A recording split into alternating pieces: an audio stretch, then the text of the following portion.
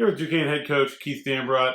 Signing period opened on Wednesday for the regular signing period for the class of 2019. You got a couple kids who came in late in the class. What can you tell us about your new additions to the program? Well, I think they're the kind of guys that we really want in the program. Heady, hard-nosed, tough, care about basketball, work very hard at their game, feel like that they have good upside.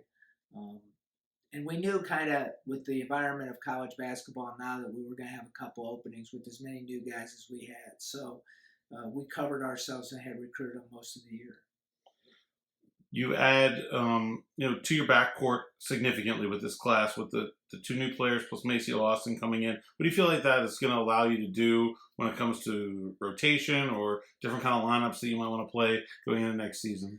Well, we felt with Brandon Wade leaving that we had to bring in another point guard, and we felt like Evan Buckley was a perfect guy, very strong physically, played for a college coach, Corey Stitzel, who really worked with him to get him ready for college. And then Ashton Miller was kind of a guy that we used to kind of offset the Eric Williams loss. You know, different kind of a player, more of a ball handling guard that can shoot it from deep. And also played at a great program. You know, they had produced lots of college players, so I think that makes the adjustment a little bit easier for both those guys. Do you feel like in the backcourt, your sort of additions and your losses, you feel like you're in a place where you're comfortable going into the season right now with what you have, and you feel like you have the pieces to do what you're going to need to do when you get into Atlantic 10 play this fall? Well, I think we went into this knowing that we felt like Macy Austin was going to be an impact player, and we felt like he was going to be a very good player from day one. He's been in a lot of big games. He's been in a lot of big AAU games. He's won millions of state championships. He's a team-oriented guy, a little bit different than the guy we lost, but by the same token, a very good basketball player, good with the ball, can pass the ball, can do a lot of different things, can be a lockdown defender. So we felt like with him coming in, and then the other two young ones coming in with him, that we can offset almost anything that we lost. Now you have, I also have a departure in the post with Dylan Swingle. Of course, he didn't play last year, but you'll lose some depth with him leaving. You also have a couple guys that are going to be entering the season still recovering from injuries in Amari Kelly and Austin Rotroff.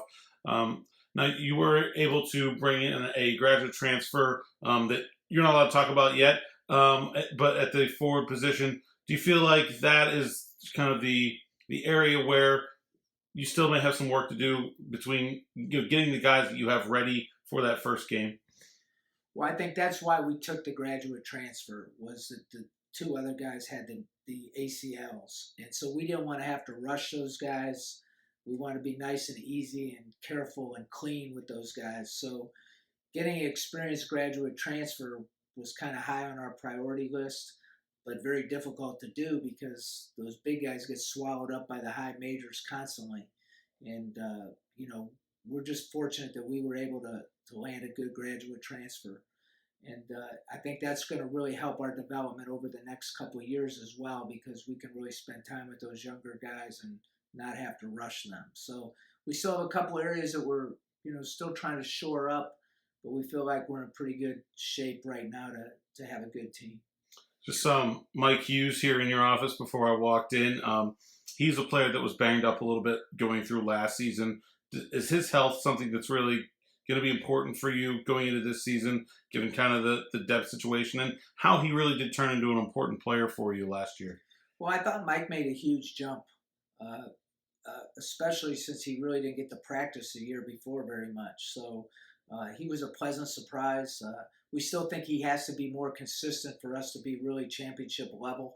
But in fairness to him, I think he was about as consistent as he could be under the circumstances. So I think he's another guy that we think can get better. He has to put the work in, which he's willing to do. But he's a key guy for us. So good first year. For us to be championship level, he needs to take another jump. What is the kind of, feeling around the team right now? Obviously, you're not having them every day in practice anymore, but, seeing the guys, what's kind of the mood that you're getting from the guys as they kind of wrap up their school year? Really pretty much all we're trying to do right now is just change our culture and our thinking. We feel like we have good enough ability. We just have to become more of a winning uh, mentality. Basically understanding that nobody gets what they want until the team wins at a high level, and that's a hard thing to do. Uh, there's really three parts of turning a program around. One, you have to become competitive, which we feel like we've done. Two, you have to stay competitive every single year, and then the third one is you got to get into championship level, and actually the fourth one is once you reach championship level, you have to stay there, which is really difficult. So everyone has challenges. We've gone over one hurdle. Now, can we stay there? The second hurdle is can we do it every single year and get better and become a championship quality level? And the fourth one is to stay at championship quality.